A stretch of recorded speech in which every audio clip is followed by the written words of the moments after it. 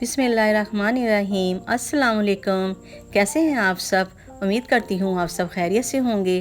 तो आज मैं आपके साथ अपनी बहुत ही बेहतरीन सी रेसिपी शेयर करने जा रही हूँ। वो है मेरी पसंदीदा चाय। आपको पता है चाय हमारी ज़िंदगी में कितनी अहमियत रखती है। सुबह जब हमारी आँख खुलती है तो हमें चाय चाहिए होती है, शाम हो हमें चाय चाहिए होती है, अगर हम थक जाते हैं तो हमें चाय चाहिए होती है, अगर गेस्ट आ जाते हैं तो चाय बनानी पड़ती है। और चाय माशाल्लाह से हमारा फेवरेट मशरूब है। तो इसलिए मैंने कहा आज मैं आपको आपके साथ ये रेसिपी शेयर करती हूँ। जैसी चाय मैं पीती हूँ वैसे ही मैं आपको बनाकर बताती हूँ। चलिए चलते हैं रेसिपी की तरफ। यहाँ पे हमने 1 कप पानी ले लिया और उसको बॉईल होने के लिए रख दिया। उसमें हमने डाल दी 1 टीस्पून से ज़्यादा, थोड़ी ज़्यादा, क्योंकि मैं कड़क चाय बना रही हूँ और कड़क ही पीती हूँ, तो 1.5 टीस्पून के करीब पत्ती, कोई भी अच्छे ब्रांड की पत्ती।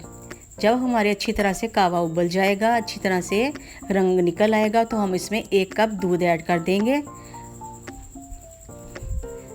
दूध हम ऐड कर चुके हैं। हमारी चाय अच्छी तरह से पक रही है। अब हम इसमें डालेंगे 1 टीस्पून शुगर। यहाँ पे हम डालेंगे 2 अदद सब्ज़ इलायची। अगर आपको शुगर नहीं पसंद है तो आप इसको स्किप कर सकते हैं। अगर आपको इलायची नहीं पसंद तो आप इसको भी स्किप कर सकते हैं। अपने टेस्ट के मुताबिक भी आप शुगर ऐड कर सकते हैं, कम या ज़्यादा। अब इसको अच्छी तरह से हम थोड़ी देर फेंट लेंगे